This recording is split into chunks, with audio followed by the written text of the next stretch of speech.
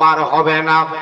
আমার দয়াল নবী ডাক দিয়া বলেন, উম্মত, মা ফাতেমা কেমনে পার হইবে জানোনি? মা ফাতেমা যখন ফুলসিরাতের ফুলটা পার হবে, তখন আমার আল্লাহ পাক রব্বুল আলামিন জিবরাইলকে বলবেন, জিবরাইল রে, সমস্ত মানুষকে তুমি এলান করে দাও, সবাই যেন চক্ষুটা বন্ধ করে ফেলে। এবার সমস্ত মানুষগণ চক্ষুটা বন্ধ করবে, আপনিও চক্ষু বন্ধ করবেন, আমিও চক্ষু বন্ধ করব।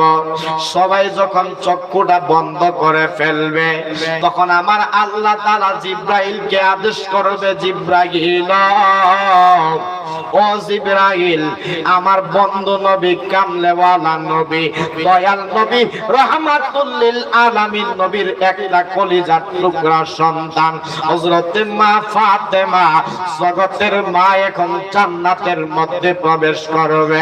জিবরাইল শুনে নাও, সবাইকে বলো চক্ষুটা বন্ধ করার জন্য। এবার সব মানুষ চক্ষুটা বন্ধ করবে, আর আপনার আমার কলিজার টুকরা মা ফাতেমাতুজ জাহরা বাতুল আলাইহিস সালাতু ওয়াস সালাম জান্নাতের মধ্যে চলে যাবে বিজলির গতি।